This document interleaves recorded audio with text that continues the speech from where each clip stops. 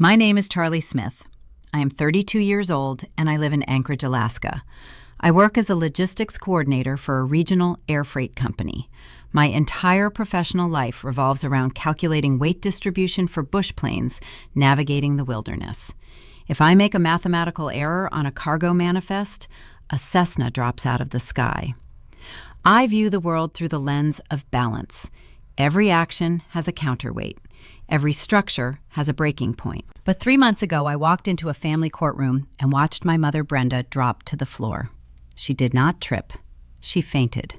Her designer purse hit the hardwood with a hollow thud, right after a federal judge looked at the evidence I provided and ordered the bailiff to place my father in handcuffs. For years, my parents thought I was the quiet workhorse they could afford to sacrifice. They believed they could declare me an incompetent addict, pack me away to a facility, and drain every cent of equity I owned to save my older sister from a federal indictment. But here is the detail they overlooked. You cannot trap an auditor with fake paperwork. When the judge asked where my supposedly missing $80,000 really went, and I opened my red binder, my mother lost the ability to breathe. I will get to the courtroom. But first, let me take you back to the cold Tuesday evening when they cornered me in my own home. Welcome back to Aura Vengeance, where quiet calculations dismantle loud deceptions. If you have ever been the reliable family member forced to carry everyone else's burdens, this story will resonate. Drop a comment with your current age and hit that subscribe button to join our community. It was November. The Alaskan wind carried the scent of freezing rain and aviation fuel, a smell that always settled into the heavy nylon of my work parka. I pushed open the front door of my apartment, expecting the familiar quiet of my own space. Instead, the air inside tasted thick. The cloying sweetness of my mother's gardenia perfume clashed with the stale heat radiating from the baseboard vents. I stopped on the welcome mat. My living room had been rearranged into a stage. My mother, Brenda, sat right in the center of the gray sofa, clutching a crumpled tissue in both hands. My father, Richard, stood near the frost-rimmed window. His arms were crossed over his chest, playing the role of the stern but concerned patriarch. Tucked into the armchair sat my older sister, Jessica. She wore a pristine cashmere sweater that looked like it had just stepped off a first-class flight from Seattle. Standing near the coat rack was a man I did not recognize, wearing a beige cardigan and holding a silver clipboard. At his feet sat a rigid black suitcase. It was not my suitcase. The door clicked shut behind me. Nobody moved to hug me. Nobody said hello. "Charlie, where is the $80,000 that disappeared from your savings this month?" My father asked the question. His tone carried the practiced cadence of a reasonable man dealing with an unstable employee. I did not take off my coat. I stood there letting the freezing cold drip from my boots onto the hardwood floor. I ran a quick visual audit of the room. 4 people blocking the main exits. A packed bag, a stranger holding documents. The weight distribution was asymmetrical. The payload was a lie. For a brief moment, my mind flashed to the $80,000. It was my life savings. I earned it by working double shifts during the dark Alaskan winters, coordinating freight runs through brutal weather systems. 3 weeks prior, I noticed a strange digital ping on my primary checking account, a tiny verification charge originating from a bank in Seattle. I did not call my parents to ask about it. I quietly moved every cent I owned into a protected forensic trust. I changed my passwords. I locked my credit. I did what an auditor does. I secured the cargo. They did not know that. They only knew the money was suddenly out of their reach. "We know about the pills, Charlie." Brenda spoke up, her voice wavering perfectly on cue. She dabbed at the corners of her eyes, careful not to smudge her expensive mascara. "The secret addiction. You are destroying yourself. We just want our daughter back." I stared at her. I had not taken so much as a single ibuprofen since a dental crown procedure 3 years ago. I worked in an aviation industry subject to random federal drug testing. My system was cleaner than the snow outside. But logic has no place in a theatrical performance. Denial is the most common symptom of the disease. The stranger in the cardigan stepped forward, offering a warm, sympathetic smile. "I am Dr. Evans. Your family hired me to facilitate this transition. There is a bed waiting for you at a dual diagnosis facility in Oregon. The transport van is idling down the street." Jessica leaned forward, placing a manicured hand over her heart. "Please, Charlie, we flew all the way up here because we love you. Just let us help you." They were waiting for a reaction. They wanted tears. They wanted shouting. They wanted a frantic, defensive outburst they could point toward as undeniable proof of my mental instability. Instead, I unbuttoned my collar and let the silence stretch out. The heater ticked in the corner, measuring the seconds. I looked at Jessica. Her luxury boutique in Seattle was supposedly thriving, yet she flew to Anchorage on a random Tuesday to stage an intervention for an addiction she knew I did not possess. "The 80,000, Dr. Evans prompted again, tapping his pen against the clipboard. "An addict's finances always tell the true story. You drained your own high-yield savings account 3 weeks ago. The money is gone. Where did it go, Charlie?" He stepped closer and slid a stapled document across the glass coffee table. "This is a standard medical intake form. Sign the front page and we walk out to the van quietly. Your parents are prepared to assume temporary power of attorney to pay your bills and maintain your apartment while you recover." Pay my bills, maintain my apartment.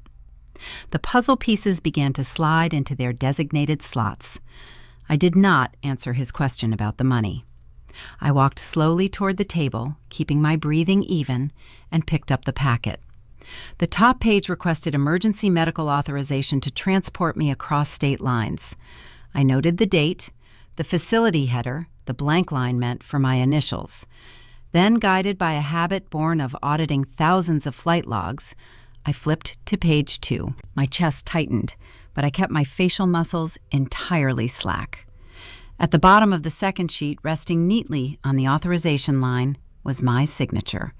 It was an exquisite forgery, mimicking the sharp, specific loops I used on banking documents.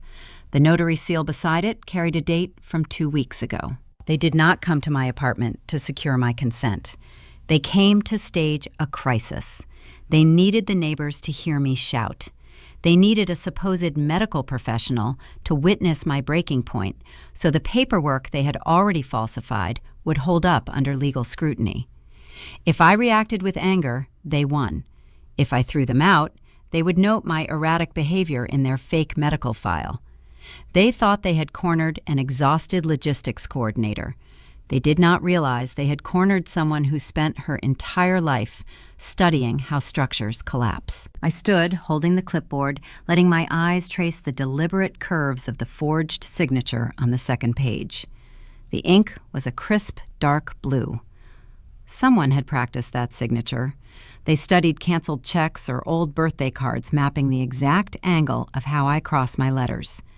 The sheer calculation required to mimic my handwriting while planning to institutionalize me against my will chilled the air in the room further. I lowered the clipboard, placing it face down on the glass coffee table. I did not throw it. I did not snap at them. I kept my movements deliberate and slow. I shifted my gaze to my sister. Jessica sat in the armchair adjusting the sleeve of her cashmere sweater. Her posture was relaxed, but her eyes tracked my every movement with the sharp focus of a predator waiting for the trap to spring. My parents always treated Jessica like a pristine penthouse suite. She was the view they wanted the world to see. From the moment she opened her high-end fashion boutique in downtown Seattle, they poured their resources into maintaining her shiny exterior. They funded her launch parties. They bragged about her entrepreneurial spirit at every holiday dinner. I was the basement. I was the invisible, load-bearing wall holding up the architecture of their preferred reality. When the roof leaked at our childhood home, I was the one who climbed up with a tarp and a staple gun. When our mother wrecked her sedan on black ice 3 winters ago, I managed the insurance adjusters and haggled with the mechanics. They relied on my competence to fix their mistakes, but they resented me for knowing those mistakes existed. Looking at Jessica, I formulated a working hypothesis. Her boutique specialized in European imports. The retail market was currently suffocating under inflation. I assumed this entire theatrical production in my living room was a crude, desperate cash grab. They needed money to bail out the golden child, and they decided my life savings would serve as the rescue fund. "Let us stop pretending," I said. My voice was flat and steady, slicing through the heavy scent of gardenia perfume. "There is no addiction. There are no pills. If you want to talk about the $80,000, we can talk about it." My mother sniffled, gripping her crumpled tissue. "Charlie, you are confused. The drugs are clouding your judgment.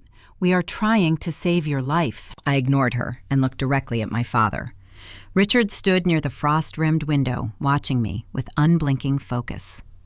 2 weeks ago, I found a series of micro-deposits on my primary checking account, I told him. 12 cents deposited and immediately withdrawn. A day later, 34 cents. Someone with a Seattle IP address was running automated ping tests, trying to verify if my routing number was active and unguarded. They were testing the perimeter before initiating a bulk transfer. Jessica stopped adjusting her sweater. Her hands went perfectly still. "I'm a logistics coordinator," I continued. "My job is to recognize when a cargo manifest does not balance. When I saw those ping tests, I did not ignore them. I did not call you to ask for an explanation. I walked into a bank branch downtown. I opened an irrevocable blind trust requiring dual-factor biometric authentication. I wired every single cent of my liquid assets into that trust. The $80,000 is sitting behind a firewall that cannot be breached by an online transfer or a forged signature on a medical intake form." The silence that followed was distinct. It was not the quiet of a concerned family processing tragic news. It was the frantic, soundless recalculation of a boardroom realizing their hostile takeover had just hit a concrete wall. My mother lowered her tissue. The practice tears evaporated instantly. She looked at Richard, her eyes wide with sudden, genuine panic. The concerned father routine vanished from Richard's face. His shoulders squared. The warm, pleading edge he had been using just moments prior turned into something cold and brittle. He stepped away from the window and reached into the inner pocket of his wool blazer. He did not pull out a handkerchief. He pulled out a thick manila envelope. "You always think you are the smartest person in the room, Charlie," he said. His voice was quiet now, stripped of all the paternal affection he had been faking for the audience of Dr. Evans. "You think moving money around a chessboard makes you untouchable, but you are not thinking clearly. This erratic behavior, the paranoia about your bank accounts, it only proves our point. You are suffering from a severe, substance-induced psychotic break." He walked over to the coffee table and dropped the manila envelope next to the clipboard. He flipped it open. Inside lay a thick stack of legal documents printed on heavy bond paper. The top page bore the official seal of the state of Alaska. "Because you are currently incapable of managing your own affairs, we have taken the necessary steps to protect your estate," he stated. "This is a comprehensive power of attorney. It grants your mother and me full legal control over your financial assets, your real estate property, and your medical decisions. The paperwork is ready. Once a licensed professional evaluates you and confirms your diminished capacity, this document activates. We will present it to your bank tomorrow morning. Your biometric firewall means nothing when a judge signs an order declaring you mentally incompetent." The trap grew sharper, bringing the true stakes into focus. This was never just about a quick wire transfer. The fake rehab intake form was only the first step. They intended to lock me inside a psychiatric facility long enough to push the power of attorney through the court system. Once they held legal guardianship, they could drain the trust. They could take out loans against my apartment. They could dismantle my entire identity and route the proceeds straight to Seattle. I looked at the documents. The notary seal on the power of attorney was stamped. The date was pre-filled. They had planned this ambush for weeks, coordinating the fake doctor, the forged signatures, and the flight schedules. "You cannot force me to sign that," I said, keeping my hands strictly at my sides. "And you cannot drag me out of my own home against my will. That is kidnapping." Jessica let out a sharp, humorless laugh. "It is not kidnapping if you go voluntarily to seek treatment for a documented crisis. Do not make this harder than it has to be. You look exhausted, Charlie. You look erratic. Who do you think the authorities will believe? The loving family who flew thousands of miles to stage a professional intervention, or the unhinged woman raving about stolen money and biometrics? I mapped the room again. The front door was 10 feet behind me. Dr. Evans stood between me and the coat rack. Richard blocked the hallway leading to the kitchen. I calculated the physical distance and the response time it would take to reach the deadbolt. I did not intend to fight them. I intended to survive them. Dr. Evans adjusted his grip on his clipboard. His sympathetic facade had hardened into grim, professional efficiency. He was not a counselor mediating a family dispute. He was a contractor waiting to complete a job. He reached into his cardigan pocket and pulled out his cell phone, tapping the screen to illuminate the time. "The transport van is idling down the street, Charlie," he said. "The engine is running and the driver is waiting. You have two options right now. You can sit down, sign the intake form, and walk out that door with dignity. Or we can call the local authorities, report that you are a danger to yourself, and have you placed under a mandatory 72-hour psychiatric hold. Either way, you are leaving this apartment tonight." He slid his phone back into his pocket and took a slow, deliberate step toward me. "We can do this the hard way, Charlie. It is entirely up to you." I did not flinch when the man in the cardigan stepped closer. He expected me to retreat or raise my voice in panic. Those are the predictable responses of prey caught in a trap. Instead, I reached into the deep pocket of my parka and retrieved my cell phone. My thumb tapped the screen 3 times. I pressed the speaker to my ear. The room held its collective breath, waiting to see who I was calling. They assumed I would phone a friend, or perhaps a lawyer. "Anchorage Emergency Dispatch, what is your location?" The operator's voice rang out crisp and metallic, slicing through the tense quiet of the living room. I stated my address clearly and calmly. "I have 3 unwanted individuals refusing to leave my property. One of them is threatening to have me abducted in a transport van. I am alone. I am unarmed. I need an officer dispatched immediately." The color drained from Dr. Evans' face. The professional contractor routine vanished, replaced by the stark realization that his easy payday had just transformed into a legal liability. He knew exactly what would happen when uniformed officers arrived. They would assess the situation. They would look at my steady hands, my clear eyes, and my even tone. They would ask him to produce a court order authorizing my removal. He did not have one. He only had forged intake forms and the word of my parents. The police would run his credentials, and his entire gray market intervention business would be exposed to municipal scrutiny. He lowered the clipboard and took a swift step backward. He looked at my father and shook his head. "We need to leave, Richard." Dr. Evans kept his voice to an urgent whisper. "If the police arrive before we secure the judicial mandate, this whole operation falls apart.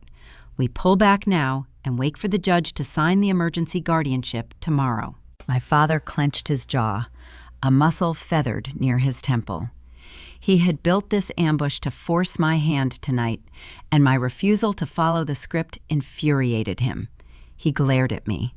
The warm, concerned patriarch act was entirely gone, leaving only a cold, calculating man staring at a disobedient asset. Brenda let out a dramatic gasp. She grabbed her purse from the sofa. "You are making a terrible mistake, Charlie. We are your family. We are trying to keep you alive." I stayed silent, keeping the phone pressed to my ear, listening to the dispatcher confirm that a patrol car was en route. Jessica stood up from the armchair, smoothing the front of her cashmere sweater. She cast a look of pure disgust in my direction before turning toward the hallway. "Let us go," she muttered. "She is too far gone. We will let the lawyers handle it in the morning." They moved toward the exit. Dr. Evans grabbed the rigid black suitcase by the handle, dragging its wheels across the floorboards. Brenda followed, wrapping her coat tight around her shoulders. My father was the last to leave. He paused right in front of the glass coffee table. He reached into the pocket of his wool blazer. He did not pull out another legal document. He pulled out a small, jagged piece of metal. He held it between his thumb and forefinger, letting it catch the dim light of the living room lamp. Then he let it drop. The object hit the glass surface with a sharp metallic clink. I recognized it instantly. It was the spare mail key I kept on my kitchen counter, the key I had spent an hour searching for last month, assuming I had misplaced it in the cushions of the couch. Richard did not say a word. He just offered a grim, knowing smile. He turned the deadbolt and walked out into the freezing Alaskan night, leaving the front door slightly ajar. I locked the door behind them and stood in the quiet apartment. I looked down at the mail key resting on the glass. My father dropping it was not an accident. It was a deliberate message. He was showing me that he had physical access to my life. He had been monitoring my incoming letters, intercepting statements, and reading my correspondence. He was mapping the perimeter before he launched the siege. The next morning, the sky over Anchorage was a bruised, heavy gray. The temperature hovered near zero. I followed my usual routine because routine is the only effective counterweight to chaos.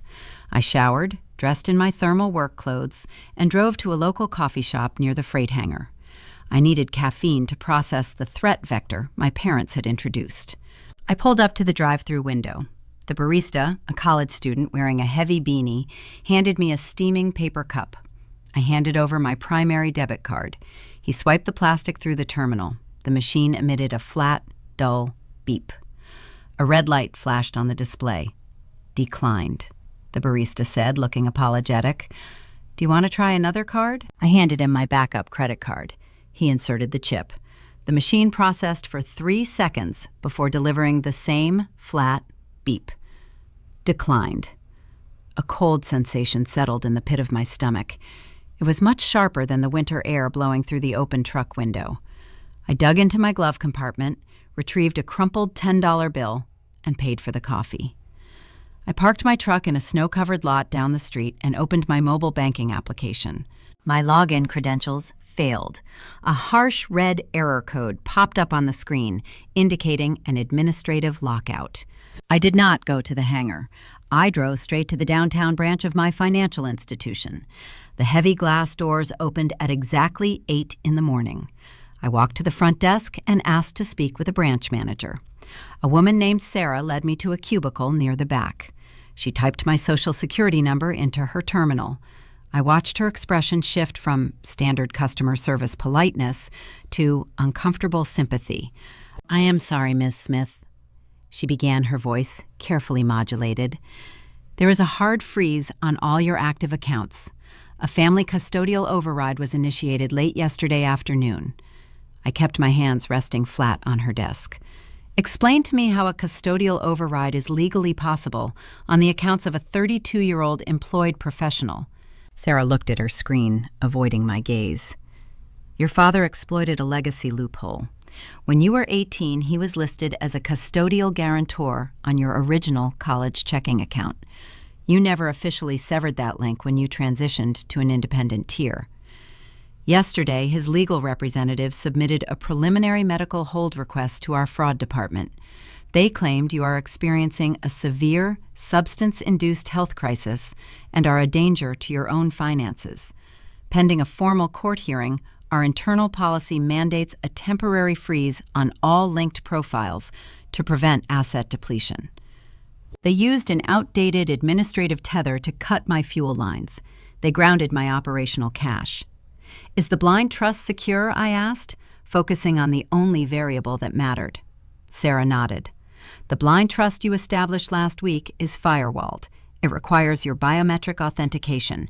They cannot touch the $80,000.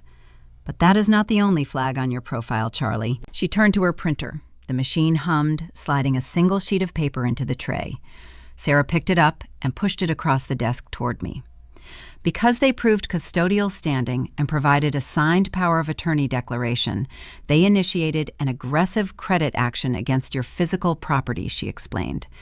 I recommend you retain legal counsel immediately. I looked down at the printout.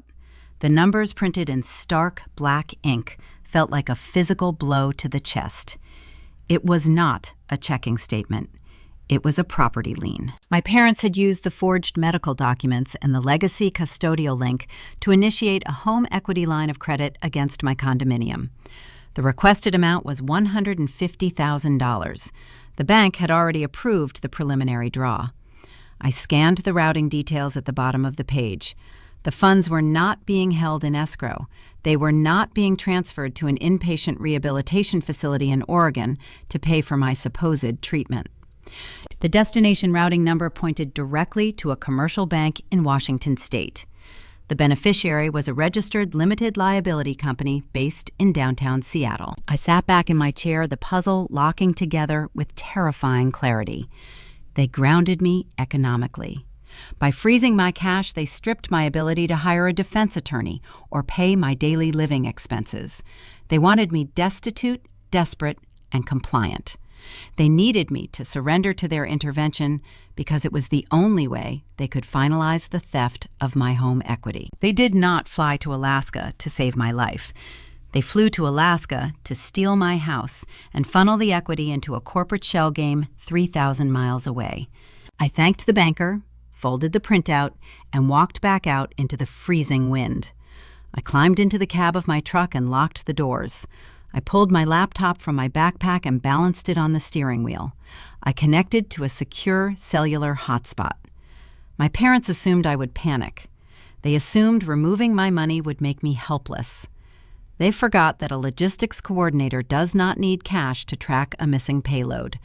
I just needed the routing numbers. And I was about to find out exactly what kind of ghost ship Jessica was operating in Seattle. The cab of my truck felt like a walk-in freezer. Snow piled against the edges of the windshield, threatening to block my line of sight. I turned the ignition key just enough to run the battery powering the defroster and the wipers. Thump, swish, thump, swish. The heavy, rhythmic sound of the rubber blades scraping away the ice matched the steady pounding in my chest. I balanced my laptop on the steering column and connected the device to a secure cellular hotspot. The bank printout rested on the passenger seat. The routing number for the $150,000 equity draw glared at me in stark black ink. I needed to know exactly where my parents were attempting to send the value of my home. I opened a secure browser tab and accessed the Washington State Corporate Registry. I typed in the routing details and the corresponding business designation. The search engine spun for 3 agonizing seconds before delivering the registration documents. The entity was named Apex Luxuria Holdings. The registered agent was Jessica Smith. The listed business address pointed directly to a high-end retail space in downtown Seattle. It was her boutique. Jessica always possessed a unique talent for packaging empty boxes. When we were children, she would wrap discarded cardboard in shiny holiday paper and place it under the tree just to make her pile look taller. My parents always praised her presentation skills. They funded her move to Washington right after college, paying her rent while she interned at fashion magazines. When she decided to open a storefront, they co-signed the commercial lease. They built their entire social identity around having a successful, entrepreneurial daughter on the West Coast. I opened a new tab and pulled up her public social media profiles. Her grid was a curated gallery of opulence. There were photos of her holding champagne flutes at charity galas. There were videos of her unboxing Italian leather handbags and thanking her loyal customers. There were posts bragging about record-breaking sales quarters and upcoming expansion plans. It looked like a thriving enterprise. But a logistics coordinator knows that a glossy exterior means nothing if the structural weight calculations are wrong. I needed to see the actual cargo manifest. I bypassed the social media illusion and logged into the federal and state tax lien databases. Public records do not care about flattering filters or curated videos. I ran a query on Apex Luxuria Holdings. The results populated instantly, filling my screen with severe red flags. There were 3 distinct filings. The state of Washington had issued a warrant for unpaid commercial lease taxes. A local vendor had filed a civil judgment for unpaid invoices. But the third document was the anchor that threatened to sink her entire ship. It was a federal tax lien filed by the Internal Revenue Service. The penalty amount was staggering. According to the public filing, Jessica had not remitted payroll taxes or corporate income taxes in over 2 years. Furthermore, the customs import logs showed her boutique had 0 recorded inventory for the past 9 months. She was selling nothing. She was earning nothing. She was operating a ghost ship, and the federal government was preparing to board. I leaned back against the cold vinyl seat. The defroster hummed, pushing lukewarm air against the glass. The puzzle locked together with a grim, horrifying finality. My parents did not ambush me because they were worried about my health. They were not staging an intervention to save me from imaginary pills.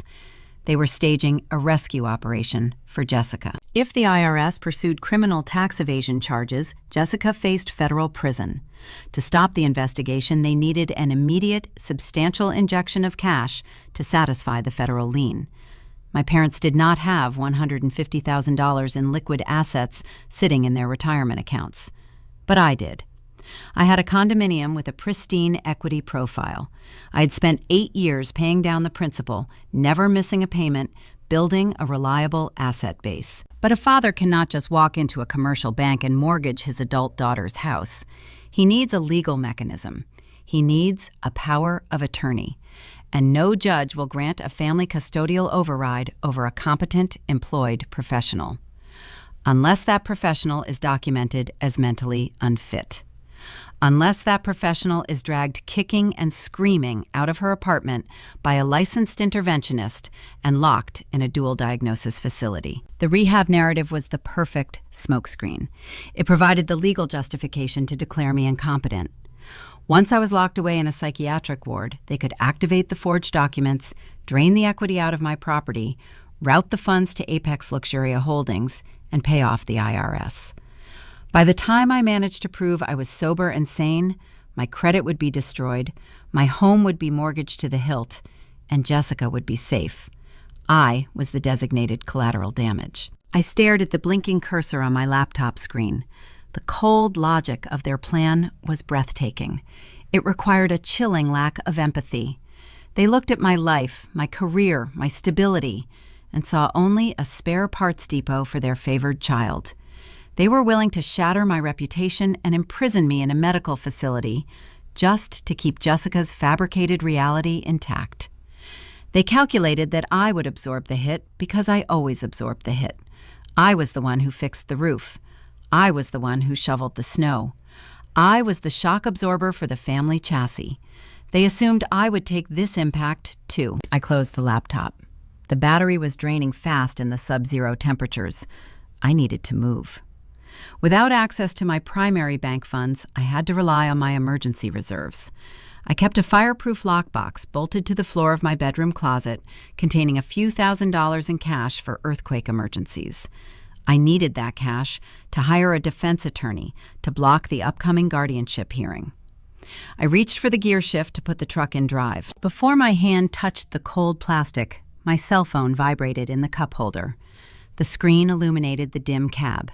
It was a text message from Marcus. Marcus was the director of operations at the freight hangar.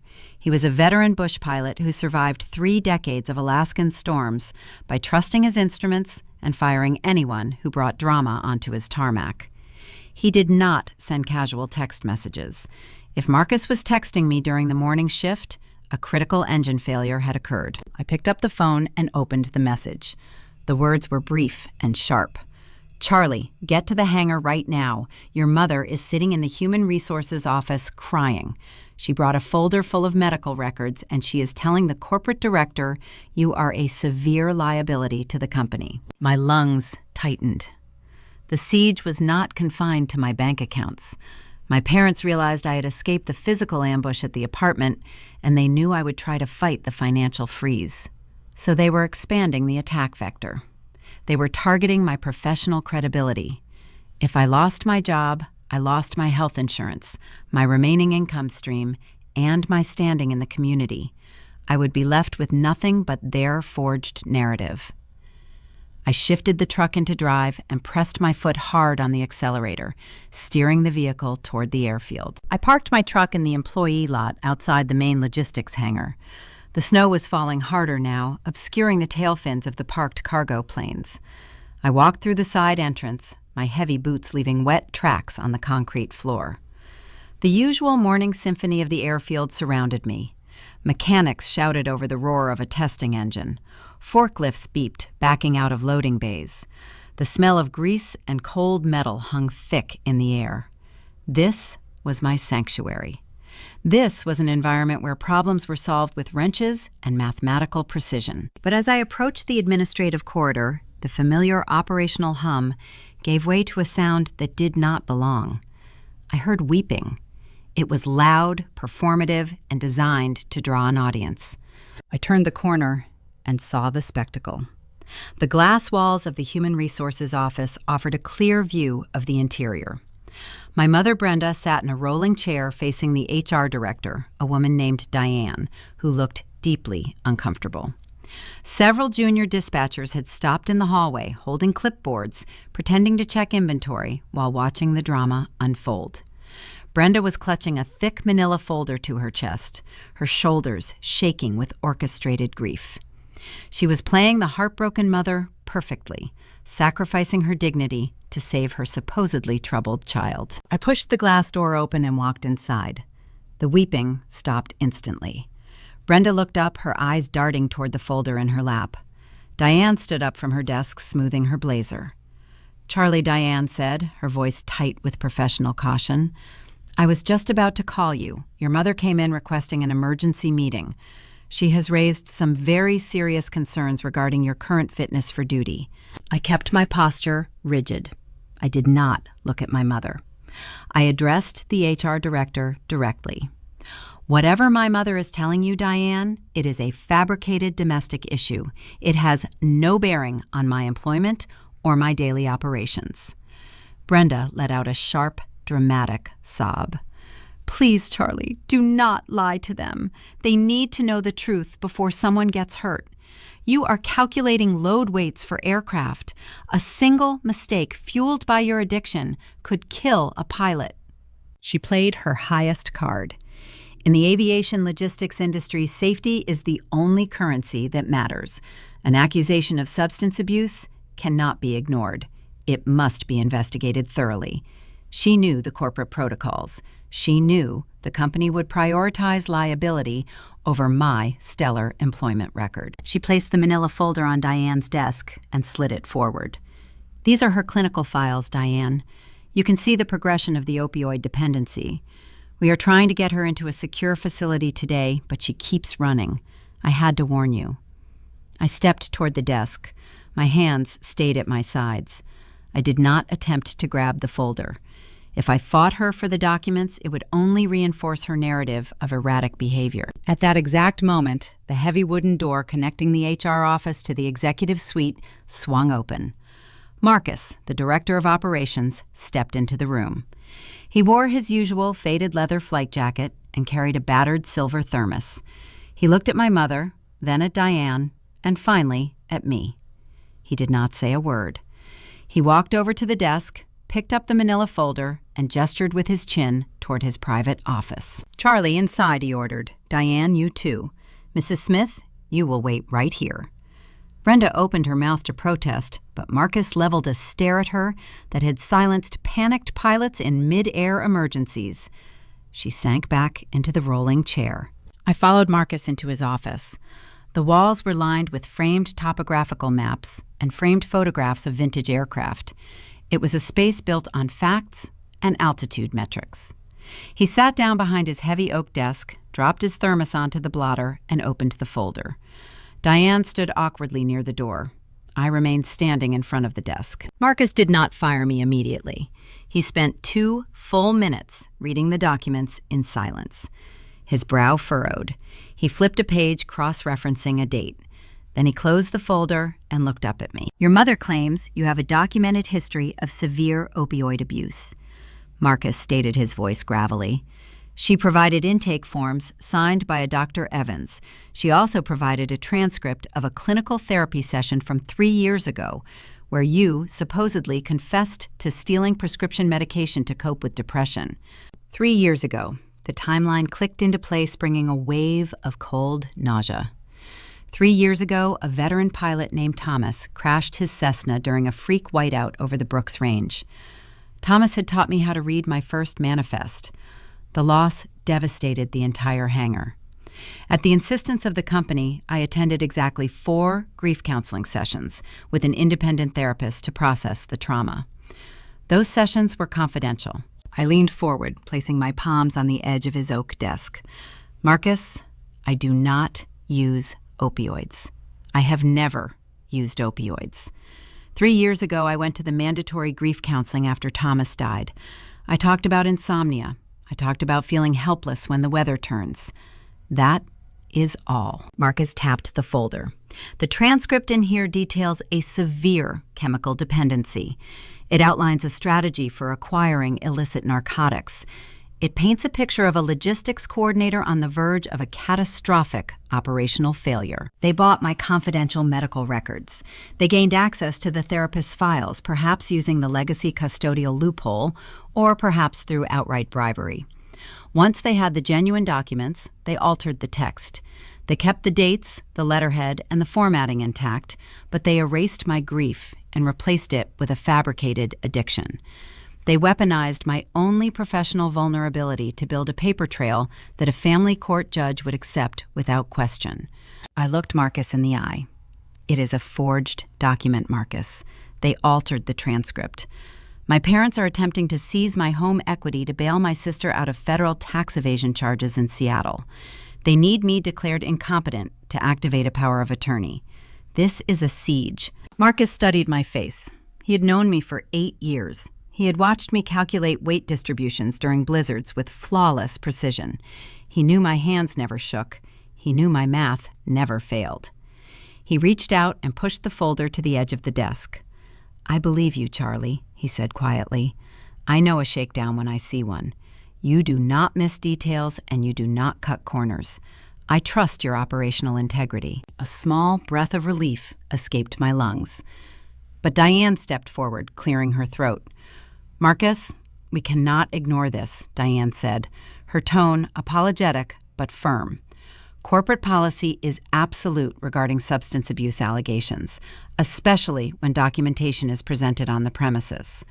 The Federal Aviation Administration guidelines require us to act.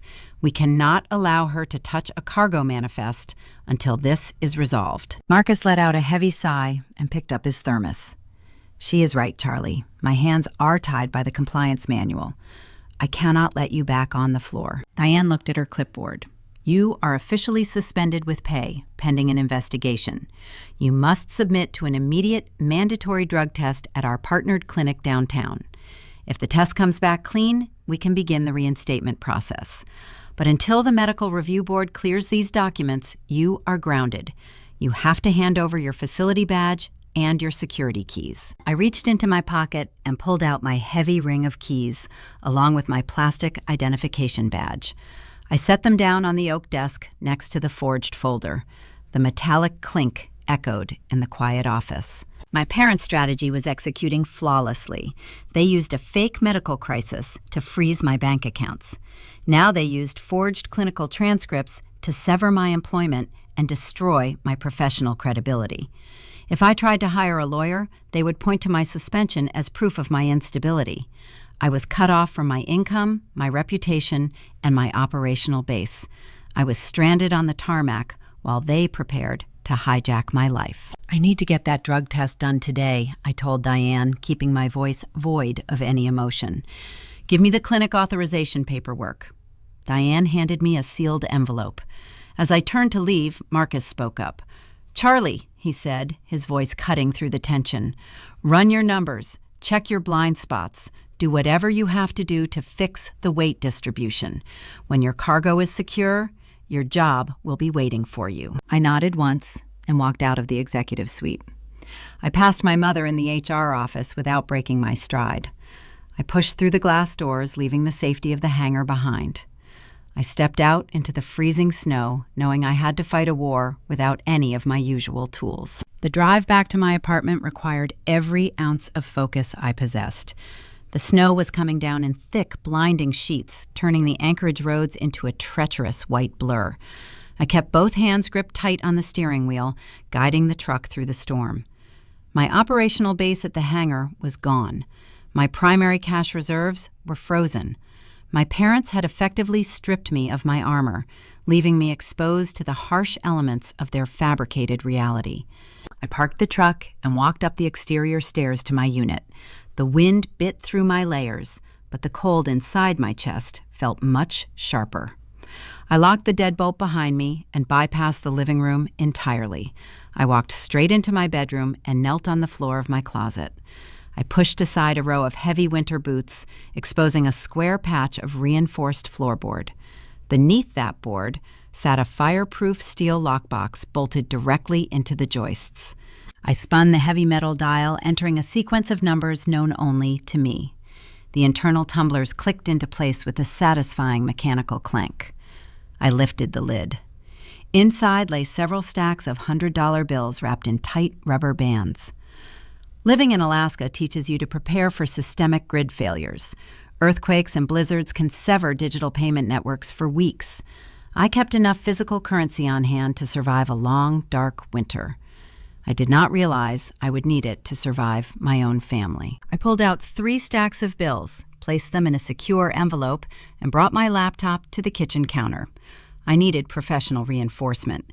If my parents were building a fraudulent legal case in Anchorage, I needed someone tearing down their financial architecture in Seattle. I spent an hour running encrypted searches for top-tier corporate investigators in Washington state. I bypassed the flashy law firms and searched for specialists who handled asset recovery and federal compliance audits. I found a forensic accountant named Elliot Cole. His credentials included a decade working as an investigator for the Treasury Department before moving to the private sector. I called his office on a secure line. I explained the basic parameters of the situation. I detailed the frozen bank accounts, the sudden home equity line of credit, and the target destination routing number. I offered to wire him a retainer using a specialized courier service that handled physical cash transfers. Elliot accepted the terms. He promised a preliminary structural report within 24 hours. The waiting period was a masterclass in psychological endurance. I could not sit idle. I drove to the downtown medical clinic recommended by Human Resources to fulfill my mandatory drug test. The environment was sterile and humiliating. Fluorescent lights buzzed overhead, casting a sickly pallor over the waiting room. I filled the plastic cup, handed it to a technician, and signed the chain of custody forms. I knew the results would return clean. But I also knew a standard toxicology screen took 3 to 5 business days to process. A clean test arriving next week would not stop a fast-track family court order filed today. I returned to my apartment and waited for the sun to drop below the horizon. The ticking of the baseboard heater was the only sound in the dark rooms. At exactly 6 o'clock the following evening, my encrypted phone vibrated on the kitchen counter. It was Elliot. I answered the call, pressing the speaker to my ear. "Do you have the manifest, Elliot?" "I have it, Charlie," he replied, his voice carrying the distinct, weary tone of a man who spent his life looking at the darkest corners of corporate greed. "But the cargo load is much heavier than you calculated. You told me your sister Jessica was the registered agent for Apex Luxuria Holdings." "That is what the public state registry displayed," I said, pulling a notepad toward me. "A registered agent is just the person designated to receive legal mail," Elliot explained. "It is a surface-level title." I bypassed the state directory and pulled the federal incorporation documents, the commercial lease agreements, and the primary vendor contracts. Jessica is not the beneficial owner of the boutique. She is not the financial guarantor. She is listed merely as an operations manager. I stopped writing. The pen hovered over the paper. "If Jessica is not the guarantor who holds the liability, you do," Elliot said. The silence on the line stretched out, mimicking the sudden vacuum in my lungs. "Every legal document anchoring that boutique is registered to your Social Security number, Charlie." Elliot continued reading from his screen. "Your name is on the commercial lease for the storefront. Your credit profile was used to secure the revolving inventory loans. The federal tax identification number points directly to your pristine financial history." "How did they bypass the signature verification?" I asked, my voice dropping to a whisper. "Your father was listed as a custodial guarantor on your early banking profiles," Elliot answered. "He retained enough of your foundational identity markers to open corporate entities in your name. They used a digital notary service to verify the filings. Jessica has been operating a high-end retail front using you as the invisible architect." The depth of the betrayal struck me like a physical blow. They had not just stolen my money, they had stolen my name. But it gets worse, Elliot warned. I audited the accounts payable. Jessica is not just failing to sell inventory. She is running a sophisticated wire scheme. She secures high-interest commercial loans using your credit profile. Instead of buying merchandise, she funnels that capital into offshore vendor accounts under the guise of importing European luxury goods. The vendors do not exist. She is washing the money and keeping the profit. That is why the Internal Revenue Service filed the federal lien. My breathing grew shallow. The IRS is not preparing to indict Jessica. No, Charlie. They are preparing to indict you. As far as the federal government is concerned, you are the mastermind behind a multi-million-dollar corporate tax fraud operation. Jessica is just a lowly employee. I closed my eyes. The entire architecture of my parents' master plan finally revealed its true, terrifying shape. The puzzle was complete, and the picture it formed was a nightmare. The fake intervention in my living room, the forged medical documents, the attempt to freeze my cash and declare me incompetent. It was not just a smokescreen to steal $150,000 in equity to pay off a tax debt. The equity theft was merely a bonus. The primary objective was to build an ironclad alibi for their favorite child. If the FBI and the IRS raided the Seattle boutique, they would find a mountain of evidence pointing directly to Charlie Smith. And when federal agents came looking for me, Richard and Brenda would present a tragic narrative. They would shake their heads and hand over court documents, proving that their erratic, drug-addicted daughter had suffered a severe psychotic break. They would claim I orchestrated the entire fraud scheme to fund my illicit habits and ruined the family business in the process. Jessica would walk away clean, playing the victim of a manipulative sibling.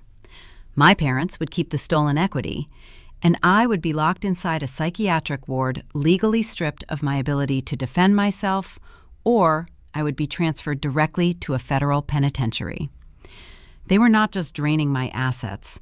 They were offering me as a human sacrifice to the federal government to keep Jessica out of a prison cell. I thanked Elliot, instructed him to compile every digital footprint into a certified ledger, and ended the call. I stood in the center of my kitchen, gripping the edge of the counter. The sheer cold-blooded nature of the strategy defied logic. They planned to bury me alive. Before I could fully process the tactical reality of the federal framing, a sharp, heavy sound echoed through the apartment. Knock, knock, knock. It was an authoritative strike against the heavy wood of my front door. It was not the hesitant tap of a neighbor. I walked slowly down the hallway and leaned toward the peephole. A stranger in a dark winter coat stood on the welcome mat, holding a thick manila envelope. I unlocked the deadbolt and pulled the door open just a few inches. The freezing wind swept into the entryway. "Charlie Smith?" the man asked, his breath plumed in the cold air. I nodded, keeping my face impassive. "You have been served." He thrust the heavy envelope through the crack in the doorway, turned on his heel, and walked rapidly down the exterior stairs. I closed the door and looked down at the package. The return address belonged to the Anchorage Family Court Division. I tore the seal open. The top document was a formal judicial summons. My parents had officially filed a petition for emergency adult guardianship. They submitted the forged clinical transcripts, the fake intervention reports, and a sworn affidavit claiming my life was in imminent danger. The court had fast-tracked the request. The mandatory hearing was scheduled to take place in exactly 72 hours. The countdown to my erasure had officially begun. I stood in the entryway, holding the court summons. The thick stack of legal documents felt heavy, anchoring me to the reality of my situation. My parents were not acting out of misguided love or desperate panic. They were executing a meticulously designed extraction.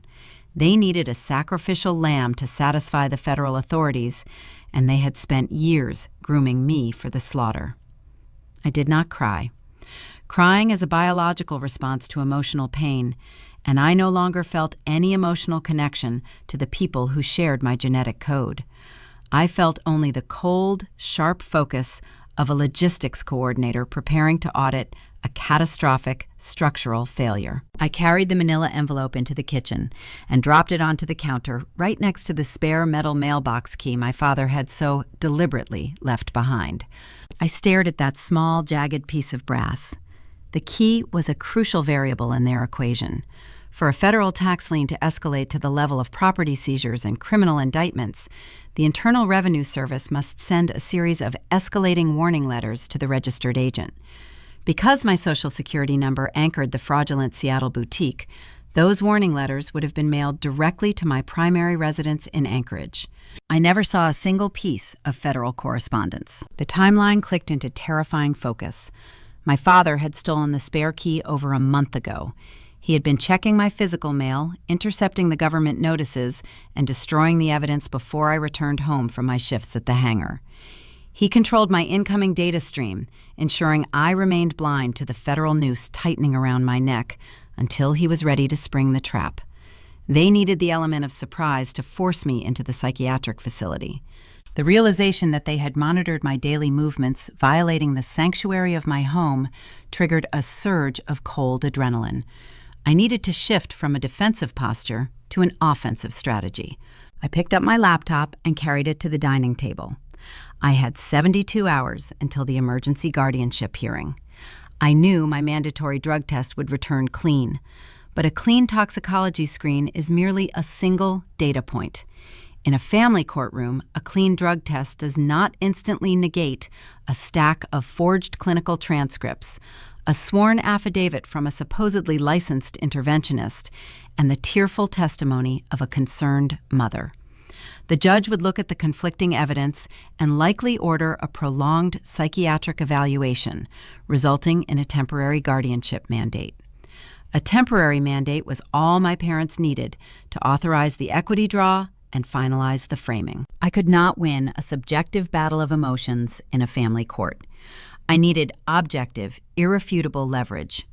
I needed to build a counter-manifest so dense with federal violations that a state judge would have no choice but to drop the case. I opened a secure, encrypted communication channel and messaged Elliot Cole in Seattle. I need the digital footprints I typed my fingers flying across the keys. Do not just send me the corporate registration forms. I need the raw metadata. I need the originating Internet Protocol addresses for every document Jessica submitted to the state of Washington. I need the timestamp for the forged power of attorney my father presented to the bank. Elliot replied, within 3 minutes. Building the packet now. The digital forensics will take a few hours to compile and format for legal admissibility. Are you preparing for civil litigation? No, I typed back. I am preparing for a tactical strike. While Elliot worked on the Seattle data, I began analyzing the Anchorage variables. I needed to prove that my father had orchestrated the local forgery. I logged into my personal network router and pulled the historical access logs for the past 90 days. When you live in a society governed by digital convenience, you leave invisible fingerprints on every surface you touch. I scanned the dense columns of code. I was looking for unauthorized device connections to my home network. I found the anomaly buried in the logs from 3 weeks ago. A laptop utilizing a virtual private network had pinged my router, attempting to spoof my local network credentials. The intrusion attempt occurred on a Tuesday afternoon, when I was physically located at the freight hangar. I ran a trace on the originating IP address of the intruding device. The network query bypassed the spoofed location and resolved to a residential broadband provider. The physical address attached to that broadband account was a 4-bedroom colonial house in the Anchorage suburbs. It was my parents' house. The digital trail was pristine. My father had attempted to route the forged power of attorney documents through my home internet connection, hoping the digital timestamp would show the forms originating from my own apartment. He wanted to make it look like I had generated the paperwork during a manic episode.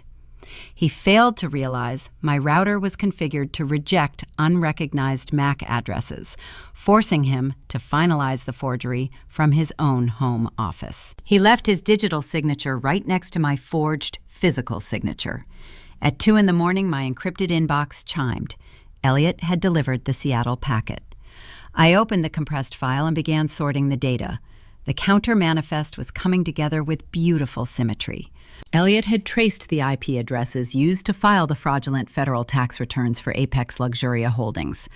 Jessica was not using a secure offshore server to wash the money. She was incredibly arrogant. She had submitted the falsified corporate documents from the unencrypted wireless network at her luxury Seattle boutique. Furthermore, Elliot uncovered the digital receipt for the forged notary seal stamped on the power of attorney. My father had purchased the digital stamp from an online vendor using a credit card registered to his own name. They thought they were executing a flawless master plan. They thought they were dealing with an oblivious logistics coordinator who only understood airplane cargo. They did not understand that data is just another form of freight, and they had loaded their manifest with explosive contraband. I spent the next 4 hours formatting the data. I printed the router logs, the IP traces, the forged notary receipts, and the federal tax lien notices. I placed each document into a clear plastic sleeve. I loaded the sleeves into a heavy red binder, organizing the evidence chronologically. The binder was thick, heavy, and undeniable. It was the physical manifestation of their betrayal, reduced to raw numbers and timestamps. By the time the sun began to rise over the Chugach Mountains, the red binder was complete.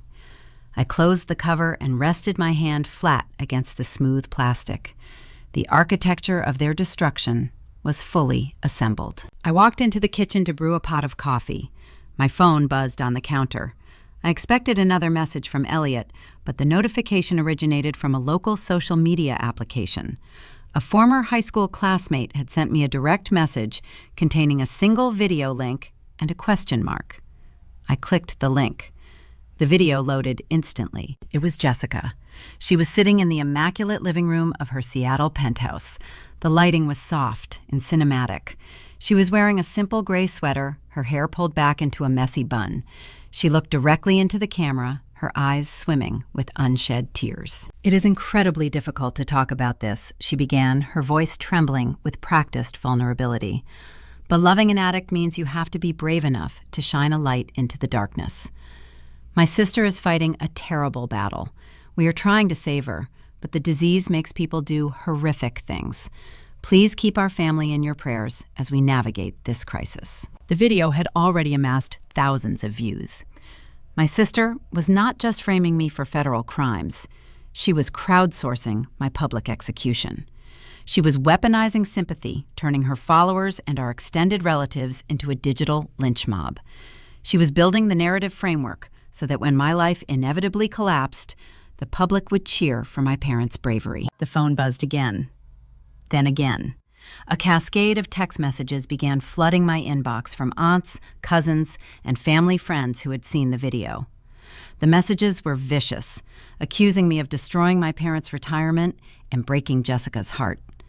The social siege had officially breached the walls. The video kept playing on a continuous loop, its audio filling the quiet kitchen. Jessica's voice maintained that perfect trembling pitch, hitting every emotional note required to sell a tragedy. She spoke about the devastation of substance abuse, the sleepless nights worrying about a sibling, and the heartbreaking necessity of tough love. She never mentioned the $150,000 home equity line of credit. She never mentioned the federal tax liens or the fake vendor accounts.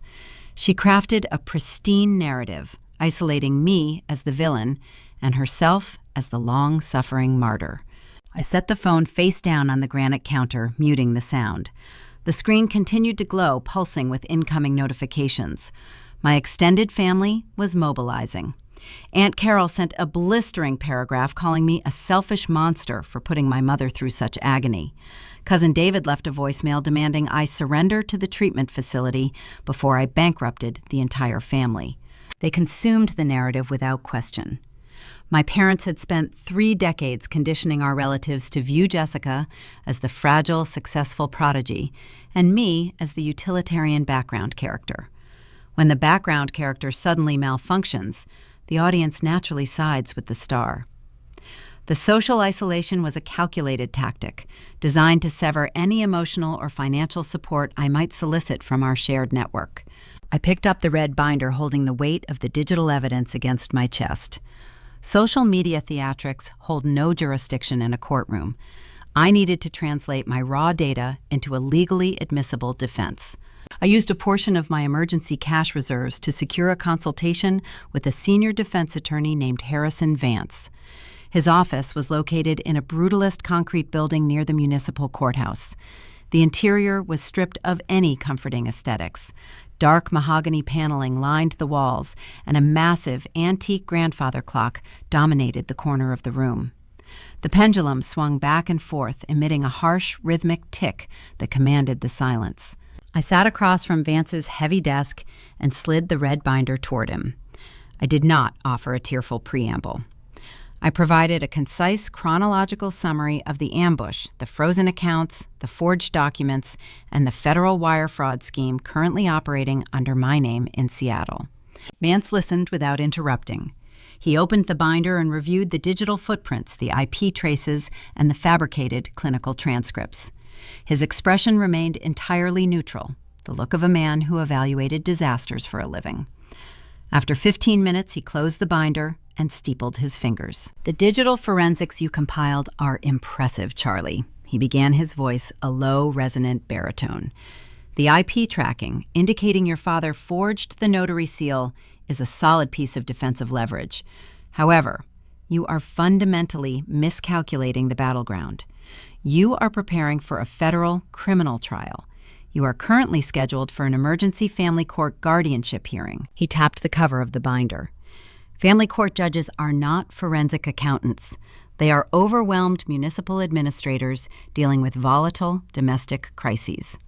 When a well-dressed elderly couple stands before a judge weeping and presenting a signed affidavit from a clinical professional stating their daughter is in active danger to herself, the judge leans towards safety. They prefer to issue a temporary medical hold and sort out the financial discrepancies later." The pendulum of the grandfather clock swung, making a heavy, metallic thunk. The trap was tightening. "If the judge issues a temporary hold, you lose your legal autonomy," Vance explained. "Your parents activate the power of attorney. They finalize the equity draw on your property. By the time a federal investigator reviews your IP data, the money is gone. Your credit is annihilated, and your sister has laundered the cash to pay off her IRS debt. A clean drug test will not save you. The judge will assume you simply paused your usage long enough to pass a screen." I kept my posture rigid, refusing to let the panic breach my operational focus. "What is the countermeasure, Harrison? How do we dismantle their credibility before the judge issues the hold?" Vance leaned back in his leather chair. "We cannot attack the federal fraud scheme during a municipal guardianship hearing. The jurisdiction is wrong. We must destroy the immediate foundation of their medical claim. We must obliterate the credibility of the primary witness who signed the emergency intake form." He turned to his computer monitor. "Who is this Dr. Evans? Do you have his full name or his medical license number?" He introduced himself only as Dr. Evans, I replied. He wore a beige cardigan and carried a silver clipboard. He acted as the professional facilitator during the ambush. My parents claimed he evaluated my condition and authorized the involuntary transport. Vance typed rapidly, his keyboard clattering in the quiet office. "In the state of Alaska, any licensed medical professional authorizing an involuntary psychiatric hold must be registered with the state medical board. Let us see exactly what kind of credentials your parents purchased." The search query took less than 2 minutes. Vance cross-referenced the physical description, the context of the intervention, and the signature on the forged intake form. A grim, satisfied smile ghosted across his face.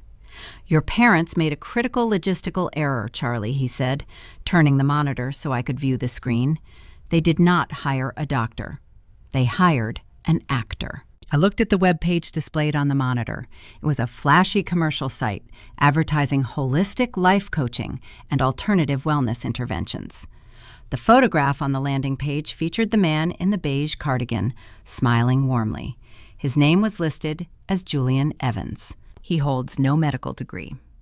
Vance stated, pulling up a secondary database, He is not a psychiatrist, a psychologist, or a licensed clinical social worker. He is an unlicensed life coach operating a gray market intervention business. Furthermore, he has a documented history of civil litigation. 3 years ago, he was sued for insurance fraud after submitting falsified billing claims to a private health network. The revelation hit the room, shifting the entire weight distribution of the impending courtroom battle. My parents needed a medical authority to legitimize their ambush. Because no actual doctor would sign a forced intake form without examining the patient, they bypassed the medical establishment entirely. They paid a disgraced life coach to play the role, hoping his confident demeanor and forged paperwork would slip past a busy family court judge. "We have our wedge," Vance said, his voice gaining a sharp, aggressive edge. "If we present this red binder to the judge initially, they will dismiss it as the paranoid ramblings of an addict. We must wait for your parents to commit to their lie on the public record. We will let them present their fake doctor and their forged documents. Once they swear under penalty of perjury that their evidence is authentic, we will introduce Mr. Julian Evans to the reality of criminal cross-examination." The strategy was risky. It required me to sit in a courtroom and silently absorb their defamation while waiting for the precise moment to detonate the evidence. But logistics is the science of calculated risks. I knew how to hold my nerve during extreme turbulence. Vance drafted a series of expedited subpoenas, directing his paralegal to serve Julian Evans immediately. We spent the remainder of the afternoon rehearsing the procedural flow of the hearing. I left his office as the winter sun dipped below the horizon, casting long, dark shadows across the concrete architecture of downtown Anchorage. I drove back to my apartment, my phone still buzzing with toxic messages from relatives convinced I was a monster. They believed the narrative my sister spun on social media. They believed the glossy illusion. They did not understand that the illusion was about to shatter, and the shrapnel was going to hit everyone standing in the blast radius. I unlocked my front door and stepped into the quiet, dark hallway. The physical preparation was complete, but the federal leverage still required activation. I needed to ensure that when the family court deception collapsed, the federal trap snapped shut simultaneously. I carried my laptop to the dining table and prepared to drop a very specific match into a highly volatile powder keg. I sat at the dining table, illuminated only by the blue light of my laptop screen. Harrison Vance was preparing the local legal defense, but I needed to secure the federal flank. My parents operated under the assumption that a frozen checking account rendered me powerless. They equated liquid cash with operational capability. They failed to realize that in the modern era, data is the ultimate currency. I connected my computer to a high-capacity laser printer I kept in the spare bedroom. For the next 48 hours, that machine did not stop humming. I did not sleep. I consumed black coffee and arranged the documents with the exact same focus I used when balancing a freight load destined for a remote Arctic village. I built the counter manifest. It was a 400-page master ledger documenting every structural fracture in their fraudulent architecture. I did not simply print spreadsheets. I formatted the information using the strict protocols of an aviation safety audit. Section 1 contained the corporate registration filings for Apex Luxuria Holdings, cross-referenced against my stolen Social Security number. Section 2 displayed the raw network metadata, tracing the fraudulent document submissions directly to the unencrypted wireless router at Jessica's Seattle storefront. Section 3 mapped the forged power of attorney, utilizing the digital purchase receipts, tracing the notary seal back to Richard's credit card and his suburban Anchorage Internet Protocol address.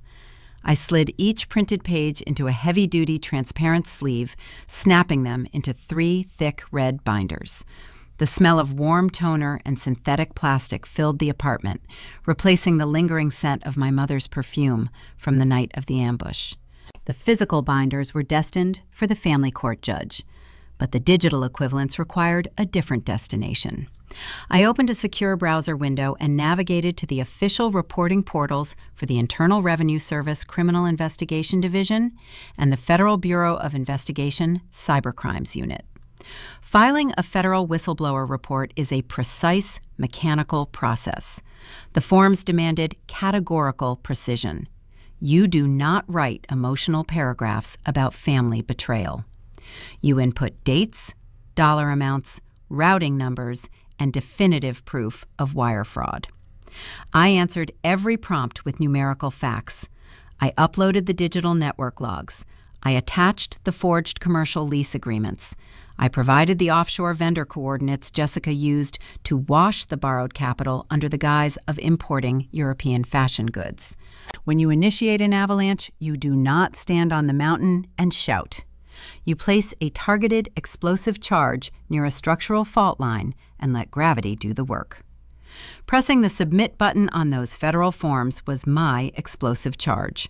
The government moves slowly during routine random audits, but when an informant hands them a fully decoded, multi-million-dollar tax evasion blueprint packaged with exact geographical coordinates, they move with terrifying velocity. I received 2 automated confirmation receipts. The federal gears began to grind. The remainder of the 48-hour waiting period tested my endurance. My phone remained silent regarding official communications, but the social media notifications continued to pile up. Jessica posted another video update. She shared a photograph holding a cup of artisan tea, looking solemn, praising her followers for their unwavering support during her family's dark chapter. She was cementing her victimhood, curating the audience that would supposedly comfort her when my life was ruined. Richard and Brenda were likely sitting in their comfortable suburban home, reviewing their own forged documents, feeling entirely secure. My father spent his career managing a regional construction firm. He understood physical materials like lumber and concrete, but he possessed a fatal blind spot regarding digital infrastructure. He believed tearing up a physical tax warning letter erased the threat. He thought blinding me by freezing my bank accounts was enough to ensure his victory. They thought they were walking into a municipal courtroom to finalize a simple guardianship mandate against an exhausted, isolated target. They viewed me as a broken machine they could scrap for parts. The morning of the hearing arrived wrapped in a brutal atmospheric disturbance. A whiteout blizzard had descended upon Anchorage overnight. The temperature had plummeted well below zero, freezing the moisture on the glass. The wind howled against the exterior walls of my building, rattling the window panes with rhythmic thuds. Snow blew sideways, reducing visibility to less than 20 feet. The city issued travel advisories, urging residents to stay off the roads unless the journey was a critical emergency. My journey was the definition of an emergency. I dressed in a tailored charcoal suit, stepping away from the heavy thermal workwear I usually favored. I needed to present the visual profile of a meticulous professional to counteract the erratic addict narrative my parents had submitted to the court. I packed the red binders into a waterproof leather briefcase. The weight of the bag pulled down on my shoulder, a tangible physical reminder of the evidence I carried. I stood by the front door pulling on my winter boots. I reached into my pocket to turn my encrypted phone to silent mode before driving to the courthouse. Just as my thumb brushed the volume switch, the screen illuminated. A high-priority notification pinged through my secure email application. I unlocked the device and opened the message. It was a status update from Elliot Cole, the forensic accountant in Seattle. The text was brief and clinical. Charlie Elliott wrote, "The federal monitoring tripwires just triggered.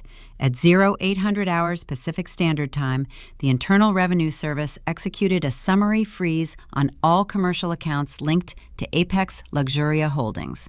The corporate routing numbers are dead. The physical storefront is currently inaccessible, pending a federal asset seizure." The breath left my lungs in a slow, controlled exhale. The timing was flawless. My parents had orchestrated this entire elaborate deception to steal my home equity and funnel the cash to Seattle to rescue Jessica. But the destination account no longer existed. The federal authorities had intercepted the target. The bucket they were trying to fill was now a locked federal vault. Their primary motivation for locking me in a psychiatric facility was officially obsolete, though they did not know it yet. I slipped the phone into my jacket pocket and gripped the handle of my briefcase. The bomb was armed. The payload was locked into position. I pushed open my front door and stepped out into the blinding white storm, ready to deliver the manifest. The drive through the Anchorage blizzard required intense operational focus. Snowplows had not yet cleared the downtown sector, leaving the roads slick with compressed ice. I engaged the four-wheel drive and guided my truck through the whiteout, relying on the spatial awareness I used to route cargo through mountain passes. I parked in the concrete structure adjacent to the municipal courthouse. The freezing wind whipped across the plaza as I walked toward the heavy glass doors, clutching the leather briefcase holding my counter manifest. Harrison Vance was waiting for me near the security checkpoint. He wore a dark wool suit, his posture rigid and alert. He did not offer a comforting smile or a reassuring pat on the shoulder. He offered a quick nod, acknowledging my arrival. We walked through the metal detectors and rode the elevator to the third floor in silence. Family court proceedings operate on a crowded schedule, but emergency guardianship petitions bypass the standard queue. We navigated the narrow linoleum corridor and pushed open the heavy oak doors of courtroom 4B. The interior of the courtroom felt suffocating. The air smelled of floor wax and old paper. Wooden pews lined the gallery facing a raised judicial bench. At the petitioner table, on the right side of the aisle, sat my family. They had curated their wardrobe with the same calculation they applied to their forged documents. My mother, Brenda, wore a dark navy dress with a modest neckline, clutching a white tissue in her hands. She looked exhausted, performing the role of a woman drained by her daughter's tragic choices. My father, Richard, wore a tailored charcoal suit, sitting tall and solemn, projecting the image of a steady patriarch shouldering an unbearable burden. Jessica sat between them. She had traded her designer cashmere for a simple black sheath dress, her hair pulled back into a severe knot. She looked at the floor, playing the part of a grieving sibling, holding her family together. I took my seat at the respondent table on the left, placing my leather briefcase on the wooden surface. I did not look at them. I kept my eyes focused on the empty judicial bench. The side door opened and Judge Arthur Sterling entered the room. He was a veteran administrator with graying hair and tired eyes. He settled into his high-back leather chair, adjusting his reading glasses. He opened the thick file folder resting on his desk. These were the preliminary documents my parents had submitted to secure this emergency hearing. Judge Sterling looked down from the bench, and his gaze locked onto me. I recognized the expression immediately. It was profound pity mixed with bureaucratic fatigue. He had read the fabricated narrative. He saw a 32-year-old woman whose promising career in aviation logistics had imploded under the weight of a severe chemical dependency. He saw the forged grief counseling transcripts detailing my supposed spiral. He did not see a competent professional. He saw a broken machine that needed to be impounded for its own safety. Miss Smith, the judge began, his tone remarkably gentle. You are here today because your parents have filed a petition for temporary emergency guardianship. They have presented compelling preliminary evidence suggesting you are experiencing a severe health crisis and are currently unable to manage your personal or financial affairs. Do you understand the nature of this proceeding? I understand the nature of their petition, Your Honor, I replied, keeping my voice steady and clear. The judge offered a sad, tight smile. I expect you feel targeted today, Miss Smith. Often individuals in the grip of a dependency issue view intervention as an attack. But I want to assure you, this court operates solely to protect vulnerable residents. We are going to review the evidence and determine the safest path forward. He shifted his attention to the petitioner table. The attorney representing my parents stood up. His name was Gregory Thorne. He was a polished litigator with a smooth, confident delivery. He stepped out from behind the table and walked toward the center of the room, holding a pristine white folder. Your Honor, Thorne began, his voice echoing in the quiet room. We are standing here today to save a young woman's life. Charlie Smith is a beloved daughter and sister, but she is fighting a dependency that has compromised her judgment and her physical safety. Over the past month, her behavior has grown increasingly erratic. She has alienated her colleagues. She has drained her financial accounts. 3 weeks ago, $80,000 vanished from her personal savings. Thorne paused, letting the dollar amount hang in the air. When a sum of that magnitude disappears from the accounts of someone struggling with dependency, the trajectory is usually fatal. Thorne continued. Her parents, Richard and Brenda Smith, attempted a loving intervention at her home. They secured a bed at a specialized dual diagnosis facility. They brought a licensed professional to evaluate her condition. The respondent refused treatment. She became hostile. Because her primary funds were depleted, her parents initiated a home equity line of credit against her property to ensure they could cover the exorbitant cost of her long-term medical care. The narrative was incredibly persuasive. Thorne wove the stolen equity draw into a tale of financial sacrifice. He made it sound like my parents were taking on debt to save my life, rather than draining my assets to fund Jessica's federal tax fraud. To support this petition, Your Honor, Thorne said, pulling documents from his white folder, we are formally presenting 3 critical exhibits. Exhibit A is a signed medical intake form detailing her refusal of care authorized by the attending interventionist. Exhibit B consists of her clinical therapy transcripts establishing a multi-year history of substance abuse. Exhibit C is a power of attorney drafted to allow her parents to manage her estate and finalize the medical funding while she is incapacitated. Thorne walked forward and handed the stack of papers to the court clerk, who passed them up to the judge. We respectfully request that the court grant immediate temporary guardianship to Richard and Brenda Smith, Thorne concluded. Every day she remains unmonitored is a day she risks a fatal overdose. The court must ground her before she crashes. Thorne returned to his seat. Richard placed a comforting hand over Brenda's shoulder. Jessica kept her head bowed, dabbing her dry eyes. They had executed their strategy flawlessly. They presented a cohesive, tragic story backed by what appeared to be certified medical and legal documentation. Judge Sterling looked over the documents. He nodded slowly. Does counsel for the respondent have an opening statement or any immediate objections to the submitted exhibits? The judge asked, looking toward our table. This was the pivotal moment. The standard legal maneuver in this situation is a fierce objection. A defense attorney usually attacks the opposing exhibits, claiming they are hearsay or demanding a delay to verify their authenticity. My parents expected a fight over the admissibility of the clinical records. Richard leaned forward slightly, anticipating the procedural argument. Harrison Vance stood up, buttoning his suit jacket. He did not look angry or defensive. He looked entirely calm. Your Honor, we have no objections to the admissibility of these exhibits. Vance stated, his resonant baritone filling the room.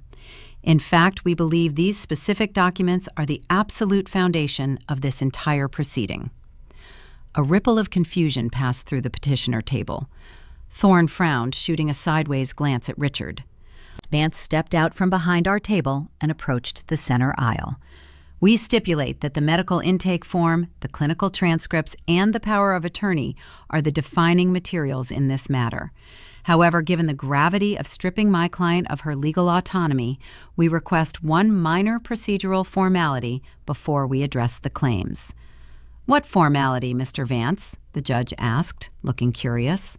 We request that Richard Smith swear under oath and penalty of perjury that he has personal knowledge of the origin and authenticity of these 3 exhibits. Vance replied, if he attests on the permanent court record that these documents are genuine and unaltered, we will proceed directly to witness testimony. The courtroom grew very still. The request seemed like a total capitulation.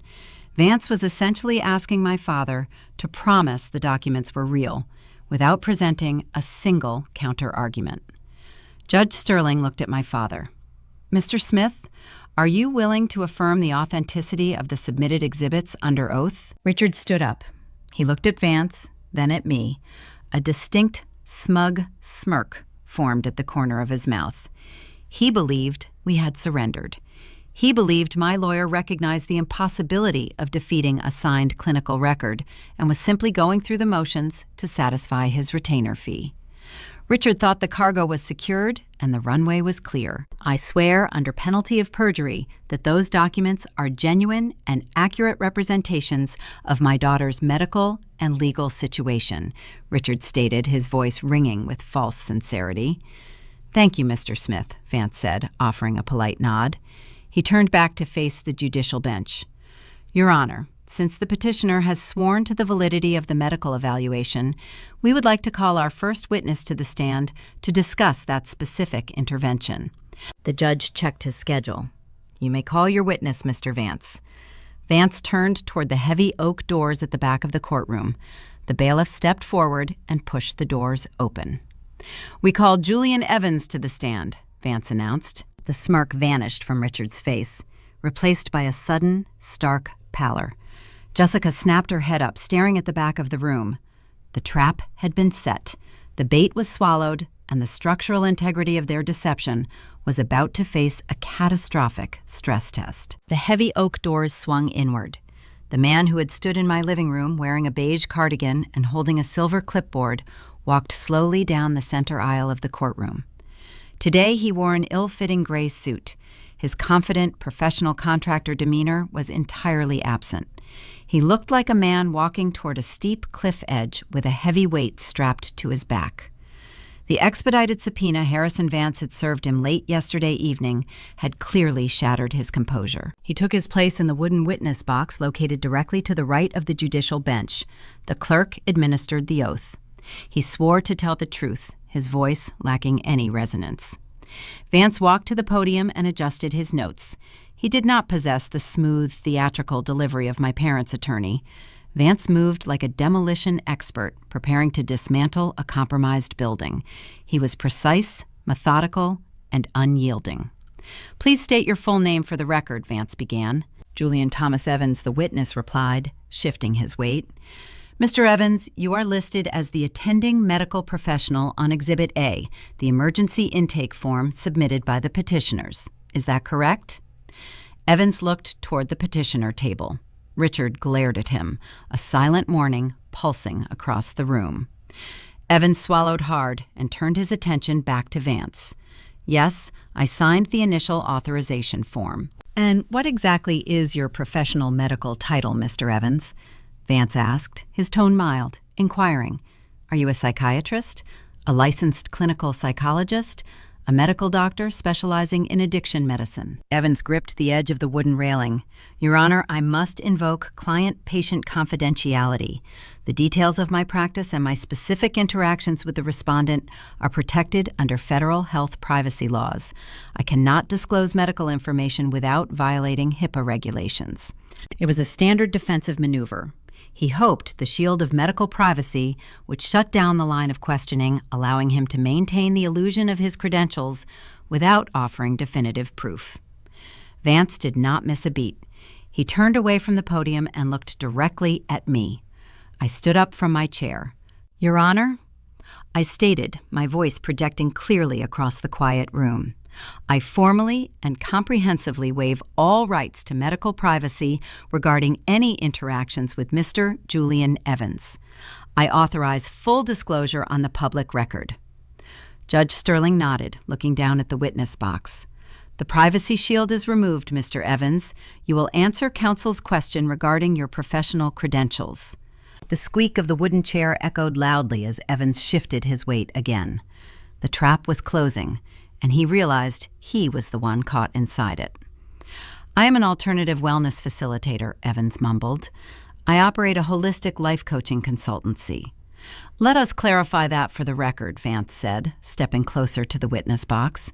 "Do you hold a medical license issued by the state of Alaska or any other state in the United States?" "No," Evans answered, his voice barely above a whisper. "Do you hold a degree in clinical psychology or pharmacology?" "No."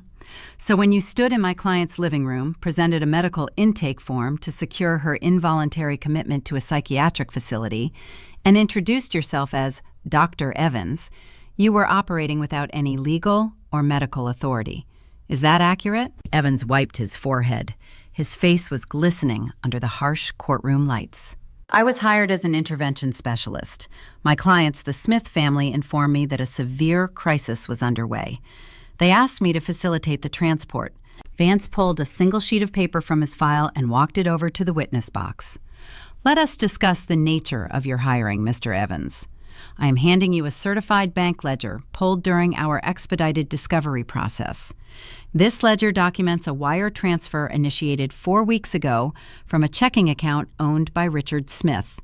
The transfer amount is $5,000.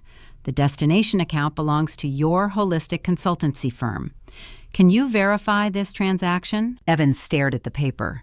The digital receipt stripped away the last remnants of his professional facade. Yes, he admitted. That was my retainer fee for the intervention services. $5,000 is a substantial fee for a life coach. Vance noted his voice gaining volume and velocity, especially since no medical evaluation ever took place. My client refused to sign your intake form. She called emergency services to report a trespassing violation, forcing you to flee her apartment before the police arrived. Yet, Exhibit A, presented today by the petitioners, bears a signature and your authorization. Vance turned toward the judge. Your Honor, the witness has just confirmed he is not a medical professional. He has confirmed he received a $5,000 cash payment from the petitioner, and my client will testify that she never signed Exhibit A. We submit that Mr. Evans was not hired to evaluate a medical crisis. He was paid $5,000 to act as a prop in an orchestrated ambush and to sign his name to a forged document designed to strip my client of her civil liberties. Objection, Gregory Thorne shouted, leaping to his feet from the petitioner table. Counsel is badgering the witness and making unsubstantiated claims of forgery. Overruled, Judge Sterling barked, his patience entirely depleted. The judge leaned forward, resting his elbows on the heavy mahogany bench. He glared down at Evans. The pity that had softened the judge's features at the beginning of the hearing was gone, replaced by cold judicial fury. Mr. Evans, Judge Sterling said, his voice cutting through the tension like a physical blade. You have submitted a document to this court under the guise of a medical evaluation. You are not a medical professional. If I discover that the signature on Exhibit A is fraudulent, I will refer your file directly to the district attorney for criminal fraud charges. You are dismissed from this stand. Do not leave the courthouse. Evans scrambled out of the wooden box and practically ran down the center aisle, pushing through the heavy oak doors. The structural integrity of my parents' narrative was fracturing rapidly. The primary pillar supporting their medical claim had just crumbled on the public record. Judge Sterling turned his attention back to the petitioner table. His gaze locked onto my father. Mr. Smith, the judge said, you swore under penalty of perjury less than 20 minutes ago that these documents were genuine. Your medical authority has just admitted he holds no license and received a $5,000 cash payment to facilitate an intervention that your daughter rejected. This court takes a very dim view of individuals manipulating the emergency guardianship system. Richard stood up, adjusting his tie. He tried to project calm confidence, but a fine tremor vibrated through his hands. Your Honor, we acted out of desperate panic. The intervention specialist may have exaggerated his credentials, but the core crisis remains real. Our daughter is hiding a severe dependency. 3 weeks ago, $80,000 vanished from her personal savings account. The financial depletion proves the medical emergency. We are simply trying to stop her from destroying herself. He was clinging to the missing money. It was his last remaining anchor. He believed the sudden disappearance of my life savings would still convince the judge that a chaotic spiral was underway. He did not know that the $80,000 was never missing. It was merely relocated to a secure altitude. Judge Sterling looked across the room at my table. His expression was no longer one of pity. It was a demand for clarity. Miss Smith, the judge said, addressing me directly, your father continues to assert that a massive sum of money disappeared from your accounts, initiating this crisis. If there is no addiction and no medical emergency, why are your parents trying to seize your estate? Where is the $80,000? I stood up. I reached into my leather briefcase and pulled out the thick, heavy red binder containing the counter manifest. The time for silent endurance had expired. The federal trap was primed, the courtroom narrative was compromised, and it was time to open the black box. I walked to the witness stand carrying the red binder with both hands. The leather cover was smooth and cool against my palms. I did not rush my steps. I I took the oath, staring directly at the court clerk, allowing the quiet tension in the room to stretch and settle. The judge waited, his pen hovering over his legal pad. Harrison Vance returned to the respondent table, standing silently to the side. He knew his role in this phase of the operation was complete. He had shattered the medical illusion. It was my job to deliver the payload. I opened the binder. The thick plastic sleeves rustled under the harsh fluorescent lights. Your Honor, I began keeping my voice level and deliberate. The $80,000 did not vanish to fund a chemical dependency. It did not disappear into the shadows of an erratic lifestyle. 3 weeks ago, I detected unauthorized microdeposit testing on my primary checking account. Someone was probing my financial perimeter. In response, I executed an emergency transfer, moving my entire liquid savings into an irrevocable biometric blind trust. The money is safe. It is fully accounted for. I moved it because I realized my family was preparing to steal it. Richard let out a sharp, dismissive scoff from the petitioner table. That is absurd, he muttered, loudly enough for the judge to hear. She is suffering from severe paranoia. Judge Sterling raised a hand, silencing my father. You will have your turn, Mr. Smith. Miss Smith, you are making an incredibly serious allegation.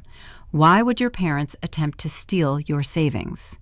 I turned the first page of my binder displaying the corporate registration documents for Apex Luxuria Holdings.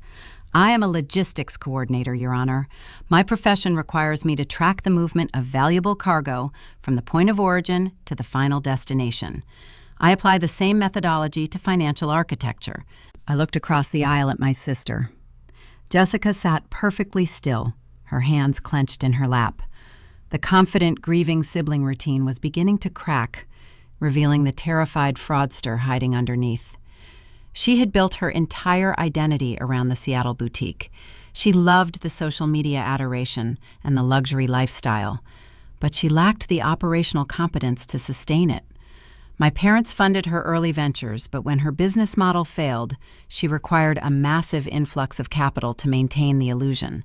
My parents did not ambush me to save my life, I continued addressing the bench.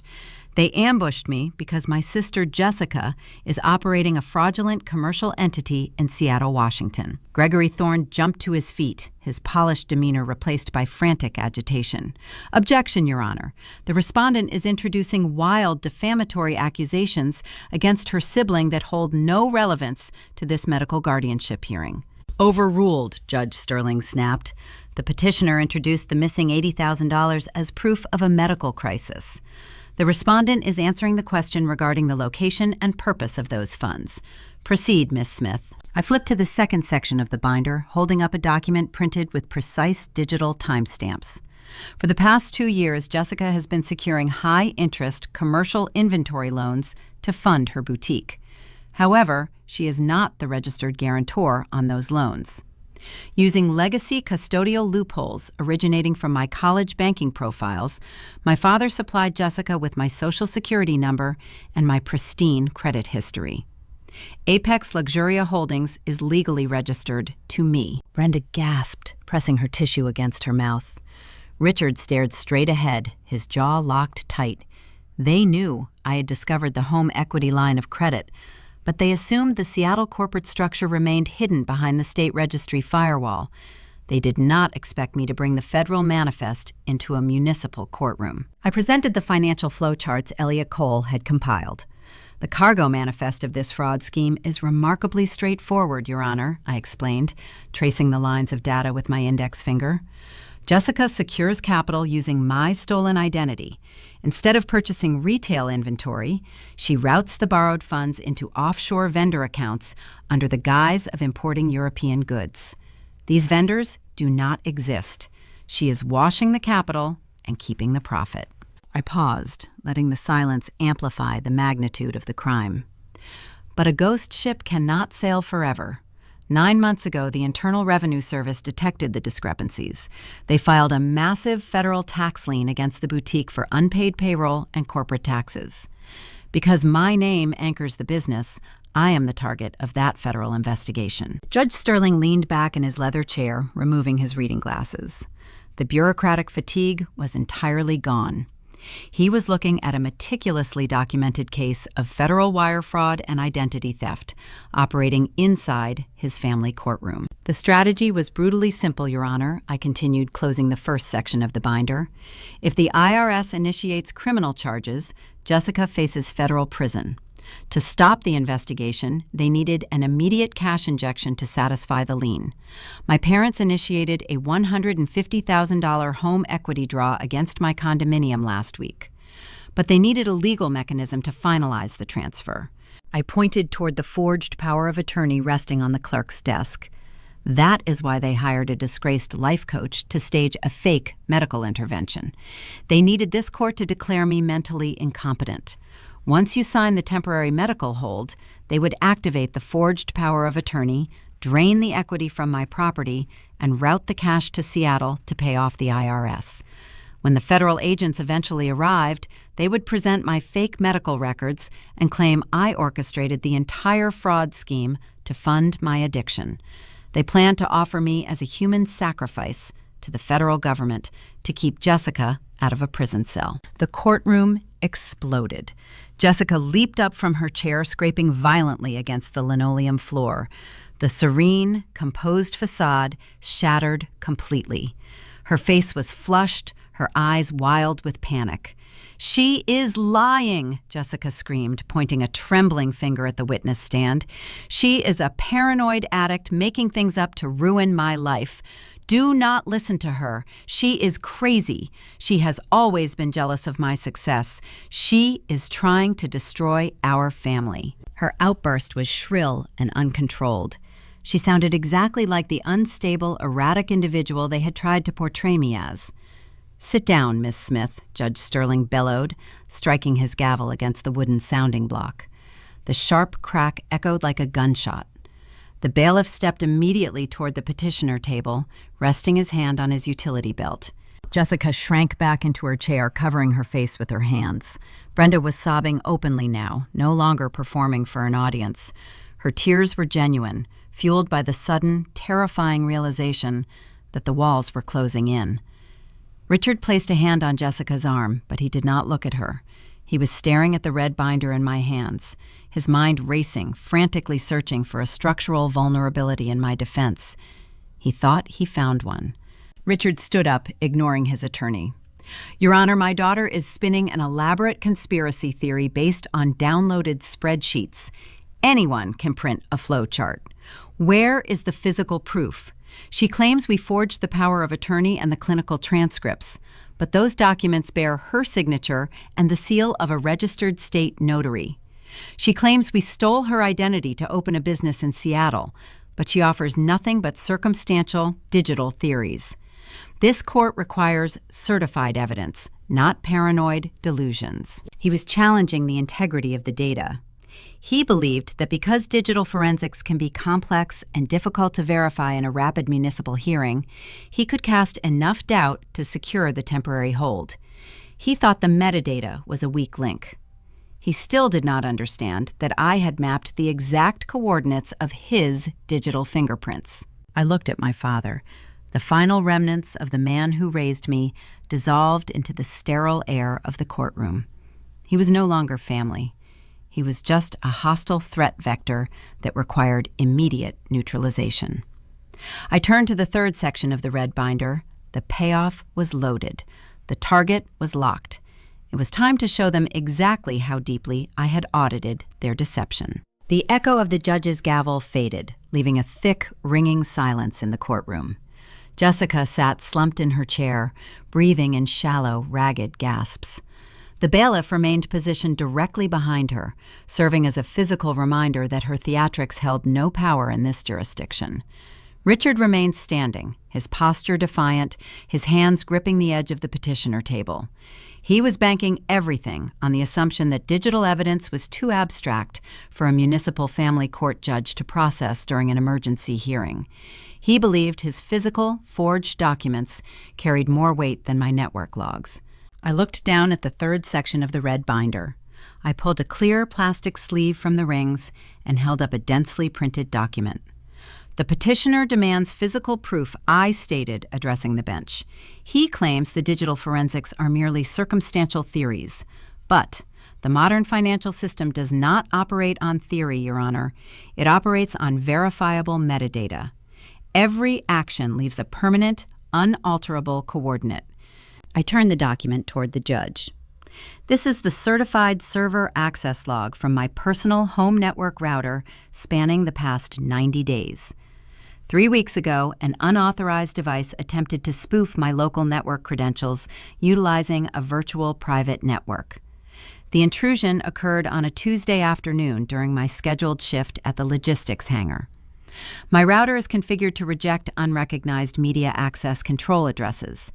Because the intrusion failed, the user was forced to finalize their digital actions from their own unsecured network. I pulled a second document from the binder. This is the network trace resolving the originating Internet protocol address of that failed intrusion. The coordinates do not point to a hacker in a foreign country. They point directly to the residential broadband provider servicing the 4-bedroom suburban home owned by Richard Smith. Richard shifted his weight, his knuckles turning white against the dark wood of the table. Gregory Thorne, the polished attorney, flipped frantically through his own notes, searching for a procedural objection that did not exist. I presented the next page, an official digital receipt. My father challenged the authenticity of the notary seal stamped on the power of attorney. This is the vendor invoice from an online notary supply service. The purchase timestamp matches the exact afternoon my father attempted to breach my home network. The credit card used to purchase the digital seal belongs to Richard Smith. He did not hire a licensed state notary. He bought a digital stamp online and applied it to the document from his home office. Judge Sterling leaned over the bench, his eyes tracking the columns of data I provided. The fatigue was entirely gone, replaced by the sharp focus of a jurist realizing he had been manipulated into facilitating a felony. The digital trail regarding the Seattle boutique is equally undeniable. I continued, my voice steady, relentless. Jessica Smith did not use a secure offshore server to file the fraudulent corporate registration documents or the falsified tax returns. She submitted those federal documents utilizing the unencrypted wireless router physically located inside Apex Luxuria Holdings. The IP address matches her storefront location. She built a federal wire fraud scheme on a public network. I closed the red binder, the heavy plastic cover snapping shut with a definitive sound. They thought they were executing a flawless master plan, I said, looking directly at the petitioner table. They assumed I was an oblivious logistics coordinator who only understood airplane cargo. They viewed me as an invisible, load-bearing wall they could dismantle for spare parts. But they forgot that I spend my entire life calculating weight distributions and auditing structural failures. When a manifest does not balance, I do not ignore it. I secure the cargo, and I lock down the perimeter. I shifted my gaze, locking eyes with my mother. Brenda sat frozen, her hands still clutching the crumpled tissue. The practiced, tragic mask had melted away, leaving only stark, unadulterated terror. She had spent years cultivating the image of a perfect family, protecting Jessica at all costs. She was the enabler, the silent architect of the golden child illusion. I did not need rehab, I said, speaking clearly, aiming the words directly at her. I needed an auditor. And because I recognized the structural failure 3 weeks ago, I did not wait for this court hearing to defend myself. 48 hours ago, I submitted a comprehensive whistleblower report to the Federal Bureau of Investigation Cybercrimes Unit and the Internal Revenue Service Criminal Investigation Division. I provided them with this exact counter-manifest. The color drained from Brenda's face. Her mouth opened, but no sound emerged. As of 8 o'clock this morning, Pacific Standard Time, I announced allowing the final anvil to drop. The Internal Revenue Service executed a summary freeze on all commercial accounts linked to Apex Luxuria Holdings. The corporate routing numbers are dead. Federal agents have seized the physical storefront inventory pending a criminal tax evasion inquiry. The bucket you were trying to fill with my stolen home equity is now a locked federal vault. There is no boutique left to save. The words struck the petitioner table like physical projectiles. Jessica's eyes widened in absolute horror. The glossy luxury lifestyle, the social media adoration, the curated illusion it was, all gone, annihilated by federal seizure protocols. She let out a low, guttural moan, curling inward, wrapping her arms around her stomach as if she had been punched. Richard staggered backward, his knees hitting the wooden pew behind him. He collapsed into the seat, staring blankly at the floor. His masterful ambush, his forged documents, his careful manipulation of the legal system had achieved nothing but the total destruction of his favored child. He had handed the federal government a perfectly packaged wire fraud case on a silver platter. But it was Brenda who absorbed the full, catastrophic impact of the reality I had just unveiled. She stared at me, her eyes rolling back, exposing the whites. Her breath hitched, transforming into rapid, shallow hyperventilation. The carefully constructed world she lived in, where she could sacrifice one daughter to elevate the other, had just been obliterated by federal jurisdiction. The sheer psychological weight of impending federal prison sentences for her husband and her favored daughter was too massive for her fragile architecture to sustain. Brenda let out a high, thin gasp. Her body went entirely limp. She slipped out of the heavy wooden chair, collapsing onto the linoleum floor. Her shoulder hit the edge of the petitioner table on the way down. Her designer purse tumbled from her lap, hitting the ground with a hollow thud, spilling lipstick and keys across the aisle. She lay motionless on the cold floor, genuinely unconscious. The courtroom erupted into total chaos. Jessica screamed a shrill, piercing sound of pure panic, dropping to her knees beside our mother. "Mom, wake up!" she shrieked, shaking Brenda's limp shoulder. "Somebody help her! She is not breathing!" Gregory Thorne stepped back, holding his hands up in a gesture of absolute surrender, wanting no physical contact with the collapsing family dynamic. The court clerk grabbed the heavy black telephone on her desk, rapidly dialing the emergency medical services extension. Judge Sterling slammed his gavel against the block repeatedly, trying to cut through the frantic noise. "Bailiff, secure the room," the judge bellowed, his voice echoing off the mahogany walls. "Clear the gallery and get paramedics in here immediately." The bailiff moved swiftly, unhooking his radio to coordinate the medical response while stepping between Jessica and the aisle. I remained seated in the witness box, holding my red binder. I did not stand up. I did not rush to my mother's side. I watched the frantic medical response unfold with the detached clinical observation of an auditor reviewing a crash site. The chaos in front of me was not a tragedy I caused. It was the inevitable result of a structural failure they had engineered themselves. They loaded the cargo wrong. They ignored the stress fractures. They flew the plane directly into